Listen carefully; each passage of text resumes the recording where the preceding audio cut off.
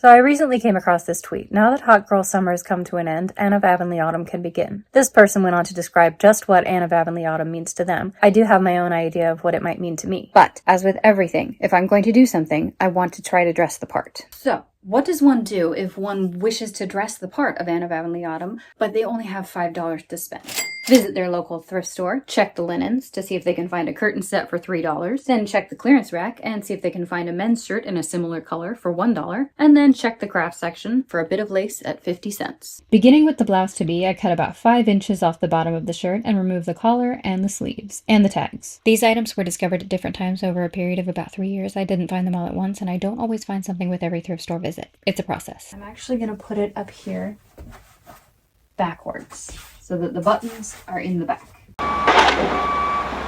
So now I need this right here to get trimmed a little bit, but just this top part and this back one here, I'm leaving this one as is. And then I'm going to go ahead and take the sides up a little bit, and then the collar also will come down just a little bit until you get to the back. It's just going to even things out so it's not this curved down. It's a little bit straighter to make it all the same height. So right here, this part is going to become this small. And the reason I'm not taking this right here, this part up, is because I want to either gather it up into this space or make some tucks. I haven't decided yet. It's a little difficult to show just what I did, so to better illustrate what I did, I illustrated it. I took the back yoke, which was now become the front yoke. I curved the bottom edge to make it look like this, and here's what the body of the shirt looked like, and I curved the top edge like this. And then I gathered along that wider curved edge and pulled the threads until it fit into the front yoke. And this is the result. Hold on, though, you can't see it very well because the dress form is basically the same color as the blouse. Hang on, just a second.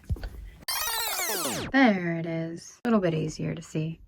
So now I just have to put a little bit of lace in the collar, and then look at this. I don't even have to put buttons and buttonholes in. That's the back. And there's the front. So it's coming along nicely. So lace in the collar and sleeves. But before I do the lace, I have to do a little bit of tea staining if I possibly can, because that's just the wrong shade. So I'm gonna see what I can do with this.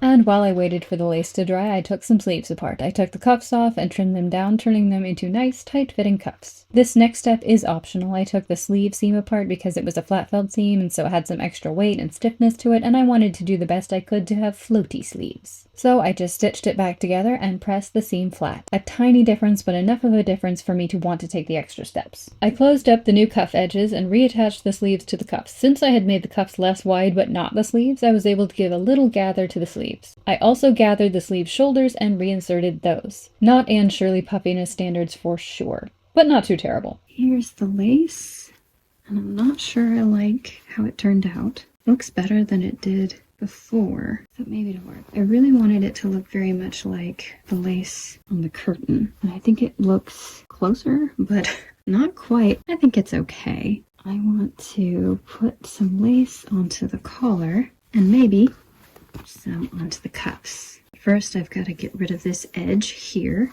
because I don't want it to be gathered up into a little ruffle. I want it to be flat. And there it was, the unruffled lace. I was liking it very much at this point and beginning to wonder if it was too fancy to use for this project. Do you ever do that? Think that certain materials are just too fine to use for simple projects? They must be saved for a truly worthy project. Nah. Me neither. I absolutely don't have fabric that is over 10 years old hiding in my closet because there has been no project worthy of it yet. Absolutely not. So yeah, I just set the lace on top of the collar stand after removing the top button, hand-stitched it on, reattached the button, gave the lace at the buttonhole a little snip, and stitched around the edges, joining the lace to the original buttonhole. And I did the same thing with the sleeve cuffs, except with those I used 2 pieces of lace back to back since the cuffs were wider, and it gave the illusion of the sleeve being longer, which was super helpful since I have rather long arms and the sleeves were a tad short on me. And that was it for the blouse, except for the hem, which was a simple turn under 1/4 inch and then 1 more 1/4 inch and stitch.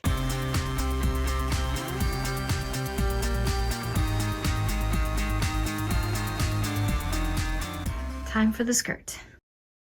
Obviously, I could just take each panel and sew it together, right side together, like this. The problem with that is that there's going to be a lot of bulkiness on the inside. You're going to have a lot of fabric in here. It's definitely going to be easier. It's going to be faster, but there's so much fabric inside that seam. Even if you press it flat, it's not going to look really great. Someone might look at it and say, oh yeah, that's definitely a curtain. To keep it from looking so much like a curtain, I like to go ahead and take it all apart. And then before rejoining it, I'm going to go ahead and join the ruffles first.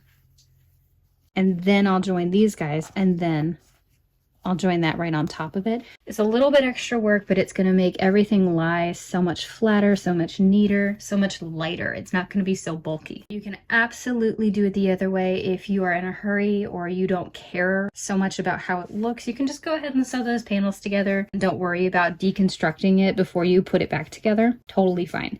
It is up to you. Actually contemplating taking the entire ruffle off the skirt. Let me think. Should I just take it all the way off? I don't want to regather this whole thing though. That's the issue. I'm foreseeing an issue up ahead if I don't though.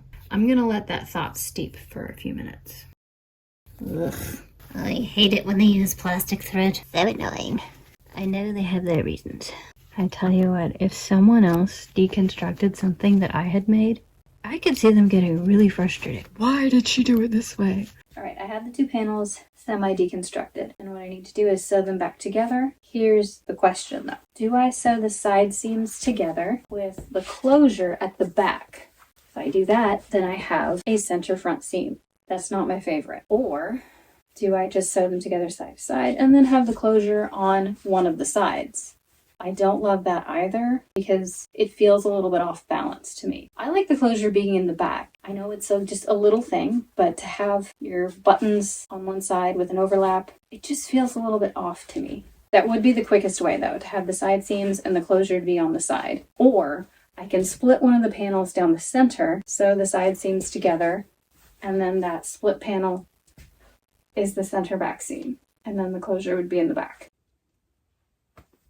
Do I want to go through the work of making a center back seam? Yes, I do. You can absolutely just sew these sides up, have it close on one side, or you can have it close in the back and have a center front seam, totally up to you. I think I'm gonna go the extra inch and just split one of these in half. Since I'm doing that, I am going to go ahead and take the ruffle off and just sew the ruffle together separate. So I'm going to take the ruffle off of both of them, sew them together side to side, and then I'm going to sew the panels together. 3 pieces, sew them together in a cylinder, except for the very top of the back. That's what I'm going to do. All right, we have a plan. How was that for a botched transition save? For the waistband, I had to get resourceful because there was no extra fabric from the curtains, none at all. Remember that bottom section of the shirt? It came in rather handy at this point. I chopped it up into pieces for the waistband, and it even supplied the waistband lining. To top it off, I made sure to include the button on one side and the buttonhole on the other, so that I would only have to sew in one more button and one more buttonhole. Sometimes I can really put that thinking thing to work. Skirt panels sewn together, and this is the center back. Now I need to find a piece for a continuous lap placket, and I think I'm going to be able to use the shirt collar lining.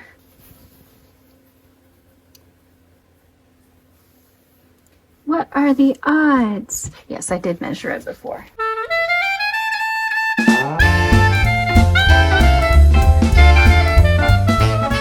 Just a couple more steps and the skirt will be finished. Just gotta sew the waistband to the top of the skirt and the ruffle to the bottom of the skirt.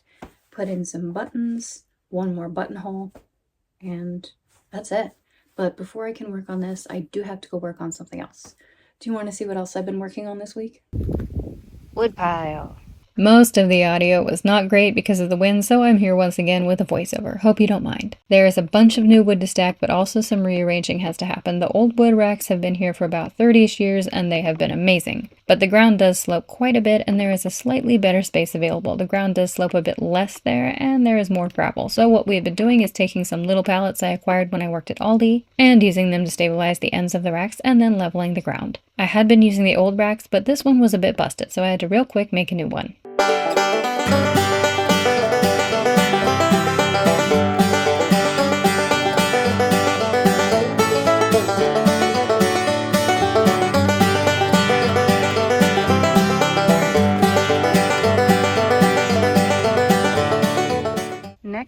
is stacking the wood.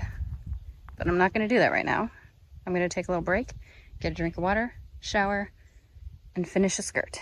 So here I am. I took a break, ate a little something, took a bath, and I just went ahead and got into my pajamas because I might as well.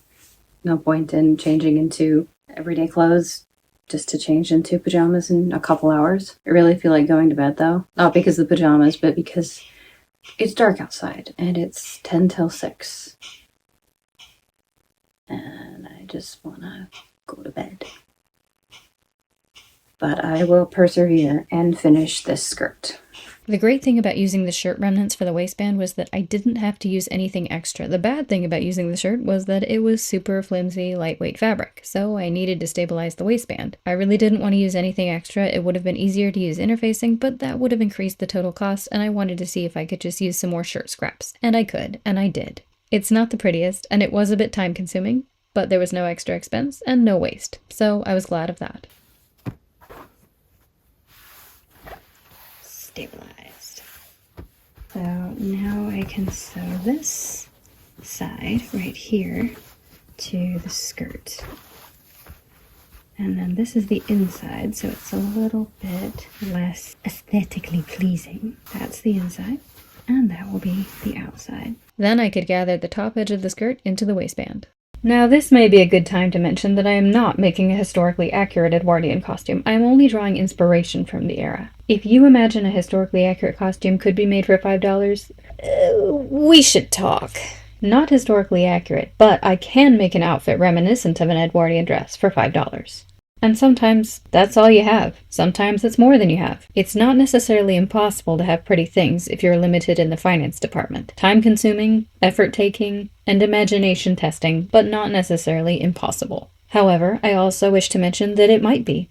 Impossible, that is. I don't know everyone's financial situation, as they do not know mine. I remember my coworker once saying, "Everyone has $5. $5 is nothing." But there was a time when $5 to me was the difference between eating that day or going hungry. And I know that this is a reality for many people. I know having no dollars is a reality for many people, so I will never assume that you can afford to spend $5 to make an Anne of Avonlea dress, or that you have time to do so. Maybe you can, and maybe you can't. Maybe the time will come when you can, and you want to make something for yourself, but fear that $5 is too little, and so you never start at all. With some imagination, some dedicated effort, and the dispelling of the voices that say, "You're not doing it right," there is a possibility that you can make yourself something lovely for a few dollars. It can be a challenge, but good grief, it can be so rewarding. This is hopefully an encouragement to you to ignore the voices that tell you, If you don't have money, you can't have nice things. or, If you didn't learn it in a classroom, then you don't know how to do it. or, If it's not trending right now, it's stupid.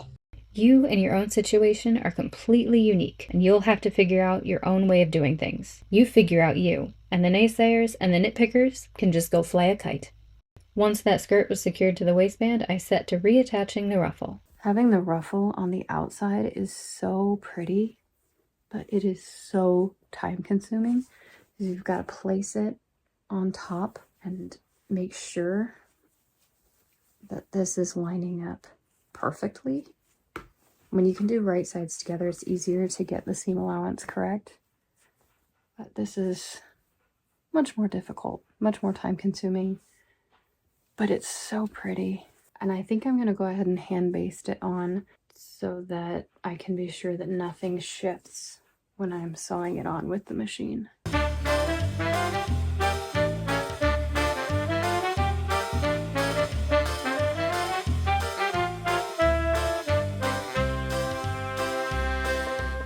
I hand-stitched the inside of the waistband down, and I added a buttonhole, also by hand, to one side because my machine is temperamental. I really think he gets stage fright because the buttonhole stitch seems to work just fine until I turn on the camera, and I can't say I don't sympathize with stage fright. Geek.